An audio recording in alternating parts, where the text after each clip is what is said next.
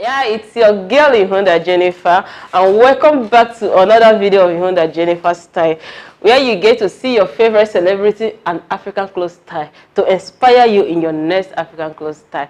Thank you for watching this video. If you like this video, please give it a thumbs up and subscribe to my YouTube channel to join the family, and also follow me on my social media platform, my Facebook page and Instagram. I do more of the talking on Instagram.